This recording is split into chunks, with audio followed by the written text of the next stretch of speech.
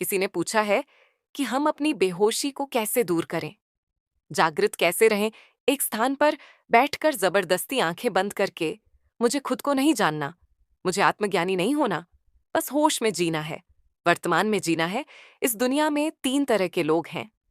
एक जो सन्यासी हो गए, जिन्होंने संसार त्याग दिया। दूसरे जो संसारी हैं, जिन्हें सन्यास से कोई मतलब नहीं है।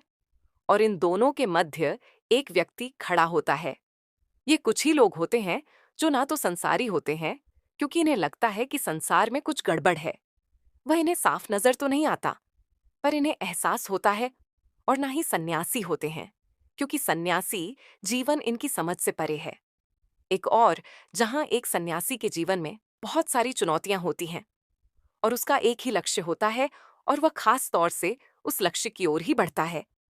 वहीं एक संसार के जीवन में अनगिनत चुनौतियां होती हैं, और ज्यादातर चुनौतियां बेवजह की ही होती हैं, और जिनके लिए हम लड़ मरने को तैयार हो जाते हैं। संसार के भोग विलास में लिप्त यह लोग आंख पर पट्टी बांधकर जीते हैं। पर वह तीसरा व्यक्ति, जो ना संसारी है और ना ही सन्यासी है, उसका जीवन इन दोनों से भी जटिल हो जाता है, क्योंकि वह संसार छोड़ नहीं पाता, क्योंकि उसकी जिम्मेदारियां बहुत ज्यादा हैं। और सन्यासी जीवन को पकड़ नहीं पाता, क्योंकि संसार का त्याग आसान नहीं है। फिर भी वह कोशिश में लगा रहता है कि कुछ जान ले, कुछ समझ ले, यहीं इस संसार में रहते हुए जागृत रहे। लेकिन क्या इस व्यक्ति के लिए जागृत होना आसान है? तथागत गौतम बुद्ध ने अपने शिष्यों के लिए बहुत सख्त नियम बनाए थे, क्योंकि वह जानते थे कि यह संसार अपनी ओर खींचता है। जो भी संसार की ओर खींचा, वह एक ऐसी दुनिया में प्रवेश करता है जो स्वार्थ और लालच पर टिकी है। धन का लालच, प्रेम का लालच, अधिकारों का लालच, मानसान का लालच, और इन सबसे बड़ा विपरीत शरीर का लालच, यानी सेक्स का लालच। ये सभी चीजें हमें सपने दिखाती हैं, भविष्य की कल्पनाएं गढ़ती हैं कि ऐसा होगा वैसा होगा, बस ये कर लो तो सारे सपने पूरे होंगे। आपने देखा, जब आप रात में सपने देखते हैं, सपने में आप एक पूरी दुनिया, पूरी जिंदगी भी जी जाते हैं। और जब तक आपका सपना चल रहा होता है, आप हमेशा बीच में ही होते हैं, यानी संतुष्टि नहीं होती। और जैसे ही आपकी आंखें खुलती हैं, और अगर आपको सपना याद है, तो आप हमेशा सोचते हैं कि आगे क्या होना था। इसी प्रकार संसार के जो सपने हैं, वह कभी खत्म नहीं होते, हमेशा बीच में ही रहते हैं। ये कभी पूरे नहीं होने वाले, पूरे होने का भ्रम हावश्य बना रहता है। इसी को माया भी कहते हैं। और जैसे ही सोते समय हमारे सपने टूट जाते हैं, पर आंखें खुल जाती हैं, संसार में भी हमेशा सपने टूटते हैं, क्योंकि ये सपने खुली आंखों से देखे जाते हैं। तो आंखें बंद होने पर सपने टूटते हैं, यानी मृत्यु हो जाती है। बंद आंखों के सपने आंखें खुलने पर टूटते हैं, और खुली आंखों के सपने आंखें बंद होने पर टूटते हैं। इसी कारण एक सन्यासी कठोर नियमों में बंधता है। वह साधना करता है, ध्यान करता है, वह अपने भीतर के संसार को बाहर निकालता है, क्योंकि कोई संसार बाहर की ओर नहीं है। संसार हमारे भीतर बसता है, और एक बार जब वह संसार से खाली हो जाता है, तब भी वह साधना और ध्यान जारी रखता है, क्योंकि संसार खींचता है और जागृति और समझ ही से बचा सकती है। एक बार तथागत गौतम बुद्ध का एक शिष्य एक युवती के प्रेम में पड़ गया। उसे चारों ओर वह युवती ही दिखाई देती। बुद्ध अपने शिष्य के बारे में जानते थे, लेकिन बुद्ध चाहते थे कि वह खुद से, खुद की समझ से इस संसार के लालच से बाहर आ सके। पर धीरे धीरे वह शिष्य बेकार होता चला गया। उसे ना भूख लगती, ना समय पर सोता, ना ही ध्यान और साधना में उसका मन लगता। वह आलसी हो गया था। वह किसी भी बहाने से बस उस युवती से मिलने निकल जाया करता। जब बुद्ध ने देखा उनका शिष्य खुद की समझ से संभल नहीं रहा, तब बुद्ध ने उस शिष्य को चेताया और कहा, कितनी बार गलती करोगे?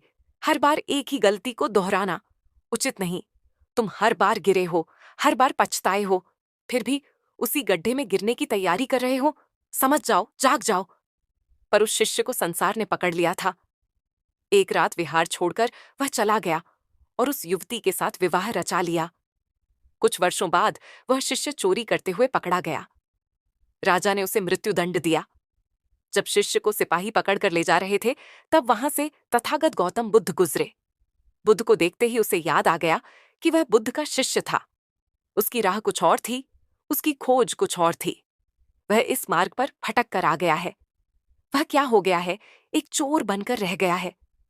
बुद्ध ने अपने शिष्य को पहचाना और उसके पास आकर कहा, समय अभी भी नहीं निकला। हर बार पछताए हो, पछताते ही रहे हो। कितनी बार पछताओगे? अपनी स्मृति को पकड़कर ध्यान कर। जो ध्यान तूने अर्जित किया था उसे ध्यान कर। अब जब सब छूटने ही वाला है तो किसका इंतजार कर रहा है? स्मृति को जागृत कर देख, तू कौन है बुद्ध की बात। उस शिष्य की समझ में आ गई। उसकी समझ का एक दायरा खुल गया और उसने अपने ध्यान को याद किया और वह तुरंत ही ध्यान में उतर गया। उसका रूप परिवर्तित हुआ। जो चोर दिखता था अब तेजस्वी सन्यासी दिखाई दे रहा था। राजा को जब यह बात पता चली तब राजा ने खुद उस चोर को देखा और कहा, यह चोर नहीं हो सकता। राजा ने उस शिष्य से पूछा, क्या वाकई तुमने चोरी की थी?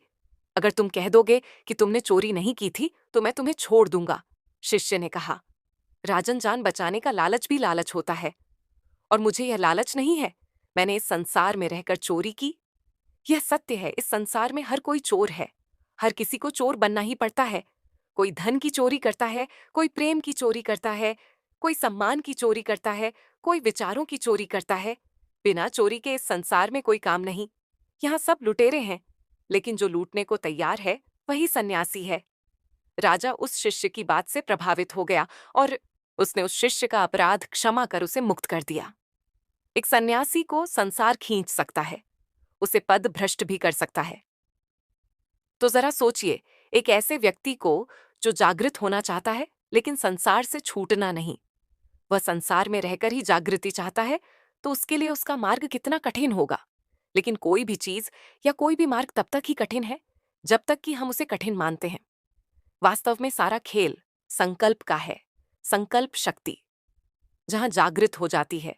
अब जागृत हो जाने से मतलब ये मत लगा लेना इसे जागृत करना कोई कठिन काम है।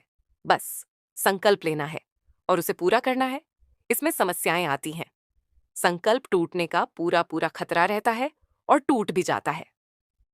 तो क्या डर, फिर से कोशिश करो, मगर अधूरी कोशिश मत करना। अधूरी कोशिश खुद को धोखा देने जैसी होती है। पूछा है कि बिना ध्यान में बैठकर, बिना जबरदस्ती आंखें बंद कर मैं जागृत कैसे हो सकता हूं? वास्तव में इस संसार में इतना सोच पाना भी कि मुझे जागृत होना है, जागृति की ओर पहला कदम बढ़ाने जैसा है। और ये वही सोच सकता है जिसकी आंखों में कुछ रोशनी आ गई हो, जो कुछ दिख पाने में सक्षम हो, जो संसार की माया का थोड़ा बहुत ही सही अनुभव कर पा रहा हो। परंतु कुछ लोग ध्यान की ओर या जागृति की ओर इसलिए भी खींचते हैं क्योंकि वह इसे संसार का हिस्सा बना लेते हैं कि हम ध्यान करेंगे तो हमें कुछ बड़ा मिलेगा, कुछ खास होगा, कुछ चमत्कार होगा, इस दुनिया में हमारा कुछ नाम होगा। और यह सब भी संसार की एक माया है कि आप ध्यान भी कहते हैं, जागृत भी होना चाहते हैं, जिंदगी भर अपने आप को बड़ा ज्ञानी और ध्यानी साबित करने में ही लगे रहते हैं। कोई आपको छोटा कह दे तो तुरंत आपके अहंकार को चोट पहुंच जाती है। तथागत गौतम बुद्ध के दो तरह के शिष्य थे। पहले उनके भिक्षु जो विहार में रहते थे और संसार से बिल्कुल अलग अपनी साधना में ही लगे रहते थे। उनके लिए नियम बहुत कठोर थे। दूसरे शिष्य जो संसारी थे, जिन्हें उपासक कहा जाता था, इनके लिए नियम अलग थे। ये शादी कर सकते थे, व्यापार कर सकते थे, संसार के सभी काम कर सकते थे, पर इन्हें भी कुछ नियम मानने होते थे। जैसे चोरी नहीं करना, झूठ नहीं बोलना, नशा नहीं करना, अत्यधिक धन इकट्ठा नहीं करना, लोगों की मदद करना, लालच नहीं करना, सही दृष्टि उत्पन्न करना, भिक्षु के पास जाकर ध्यान की शिक्षा दीक्षा लेना। ऐसा इसलिए किया जाता था कि जो उपासक हैं वह जागृत रह सकें, वह संसार में रहकर भी संसार से दूर रह सकें। इससे पहले कि हम जागृति के मार्ग पर आगे निकले, ध्यान होश या जागृति का मतलब समझ लेना जरूरी है। हमने अपने लिए इन शब्दों के बहुत बड़े मतलब बना रखे हैं। ध्यान का नाम लेते ही पता नहीं आपको क्या हो जाता है। आपके दिमाग में बहुत सारी चीजें चलने लगती हैं, कुंडली चक्र वगैरह बहुत कुछ, सब कुछ, जबकि ध्यान का मतलब उसके शब्द में ही छुपा है। ध्यान का मतलब है, ध्यान जरूरी नहीं है कि आप आंखें बंद कर बैठकर अपनी सांसों पर ही ध्यान दें। आप खाते हुए अपने खाने पर ध्यान दे सकते हैं। आप किसी पेड़ पर ध्यान दे सकते हैं जो हवा से हिल रहा हो। आप किसी संगीत पर ध्यान दे सकते हैं। ध्यान का मतलब सिर्फ इतना ही है कि हम अपने आप को एकत्रित कैसे कर सकें, क्योंकि हम बिखरे हुए रहते हैं। हर पल पल में हम कहीं से कहीं पहुंच जाते हैं। किसी एक जगह पर ठहराव होता ही नहीं है। तो ध्यान केवल हमें एक ठहराव देता है कि हम उस पल में जी सकें, जिस पल में हम जी रहे हैं। जब आप अपने कमरे में होते हैं और ऊपर छत का पंखा चल रहा होता है, तो वह कुछ आवाज करता है। कितनी बार आपने उसकी आवाज सुनी है पूरी रात में? एक बार भी आपका ध्यान उस पंखे पर या उस पंखे की आवाज पर नहीं जाता, क्योंकि तुम बिखरे हुए हो।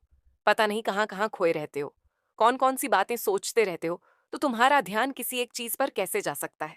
तो जब आप इतने बिखरे हुए हैं, हजारों लाखों हिस्सों में बंटे हुए हैं, तब आप हमेशा उस पल को खो देते हैं।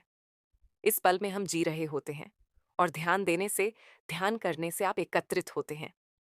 पर एक होता है ध्यान की कोशिश करना, और एक होता है ध्यान करना, और एक होता है ध्यान लग जाना। और यह बारी बारी से ही होता है। पहले आप कोशिश करेंगे, फिर आप ध्यान करेंगे, फिर आपका ध्यान लगेगा। किसी भी एक चीज पर आप चीज पर भी ध्यान लगाएंगे, उस वस्तु या चीज को महसूस कर पाएंगे। पूरे प्राण से खुद पर ध्यान लगाएंगे तो खुद को भी महसूस कर सकेंगे। जरूरी नहीं है कि आपको आंखें बंद कर जबरदस्ती बैठना है, पर एक संकल्प लेना होता है जो आप में शक्ति का संचार करता है। संकल्प विद्रोह छेड़ता है, संसार के खिलाफ, आपके आपके मन के खिलाफ, और आपको जागने में मदद करता है। जब आप संकल्प लेते हैं कि मैं 5 मिनट अपनी सांसों पर ध्यान दूंगा, तब ध्यान के एकत्रित होने के कारण ही आप महसूस करते हैं कि आपके भीतर कितना शोर है, कितनी आवाजें हैं। और आप कहते हैं, मेरा ध्यान नहीं लग रहा, मैं भटक जाता हूं।